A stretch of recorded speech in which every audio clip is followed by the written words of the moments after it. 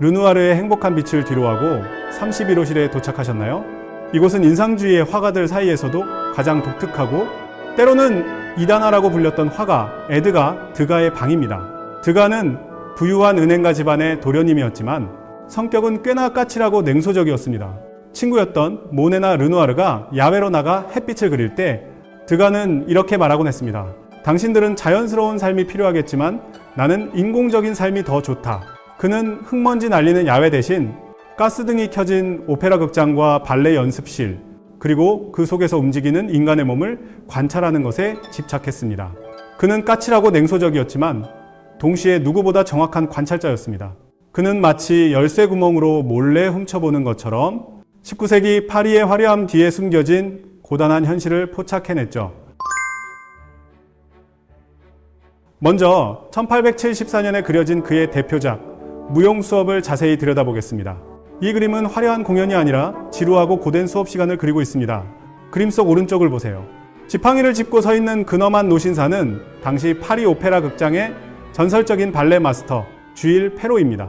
하지만 드가의 관심은 선생님이 아니라 딴청을 피우는 어린 소녀들에게 있었습니다. 시선을 왼쪽 앞쪽으로 옮겨 피아노 위에 앉아있는 무용수를 봐주세요. 우아함과는 거리가 멀게 등을 잔뜩 구부리고 손을 뒤로해 등을 벅벅 긁고 있습니다. 그 옆에 소녀는 부채질을 하며 더위를 식히고 있고 귀걸이를 만지작거리거나 멍하니 딴 생각에 잠긴 소녀들도 보입니다. 드가는 발레리나를 요정으로 미화하지 않고 고된 노동에 지친 직업인으로서의 모습을 가감없이 보여줍니다. 구도 또한 파격적입니다.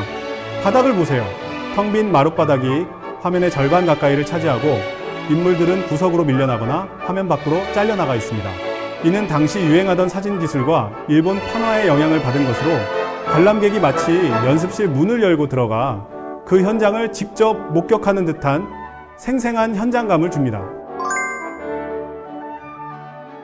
이제 옆에 있는 파스텔화, 무대 위의 무희를 보시죠.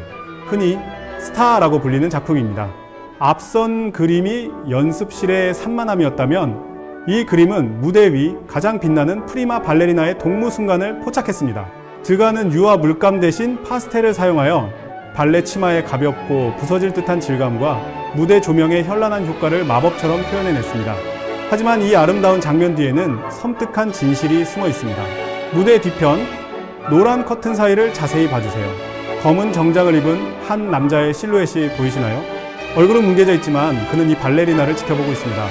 그는 19세기 파리 오페라 극장의 아보네, 즉 정기 후원자입니다. 당시 가난한 무용수들은 부유한 남성들의 후원을 받아야만 무대에 설 수 있었고 그 대가로 원치 않는 만남을 강요받기도 했습니다. 드가는 화려한 스포트라이트 뒤에 소녀들을 소유물처럼 바라보는 남성들의 어두운 시선까지 놓치지 않고 화폭에 담아낸 것입니다. 이제 방 중앙에 있는 유리 케이스 안의 조각상을 보시겠어요? 드가가 생전에 공개했던 유일한 조각이자 발표 당시 미술계에 엄청난 스캔들을 일으켰던 14세의 어린 무희입니다. 자, 이 작품을 처음 봤을 때 어떤 느낌이 드시나요? 툭 튀어나온 입, 반항적인 표정, 깡마른 몸매. 드가는 이상적인 아름다움이 아닌 고된 훈련과 가난에 시달리는 어린 무용수의 현실적인 모습을 그대로 재현했습니다. 특히 이 조각은 재료 때문에 더욱 큰 충격을 주었습니다. 청동으로만 만든 것이 아니라 실제 천으로 만든 치마와 머리 리본, 그리고 진짜 발레 슈즈를 입히고 씌웠습니다.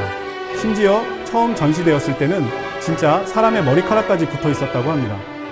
당시 비평가들은 박물관이 아니라 의학박물관에 있어야 할 표본 같다, 괴물 같다라며 혹평을 쏟아냈습니다. 하지만 드가에게 이 소녀는 진실 그 자체였습니다. 이 소녀의 모델은 마리 반 괴템이라는 실존 인물입니다. 가난한 벨기에 이민자의 딸로 생계를 위해 발레를 했지만 결국 해고당하고 매춘과 절도를 오가는 비극적인 삶을 살다 사라졌습니다. 드가는 훗날 누군가 이 조각을 팔라고 하자 제 딸인데 어떻게 팔 수 있겠습니까? 라고 거절했다는 이야기가 전해집니다. 그는 차가운 관찰자였지만 동시에 이 소녀를 비극으로만 바라보지 않았습니다. 그녀의 존재 자체를 하나의 진실로 영원히 기록해둔 것이죠. 보이지 않는 진실까지 꿰뚫어 보았던 드가의 시선 어떠셨나요? 이제 우리는 31호실을 나와 인상주의의 가장 행복한 순간을 다시 만나러 갑니다. 복도를 따라 바로 옆 32호실로 이동하시면 르누아르가 그린 사랑스러운 커플, 시골의 무도회와 도시의 무도회가 여러분을 기다립니다. 그곳에서 뵙겠습니다. 저를 따라오세요.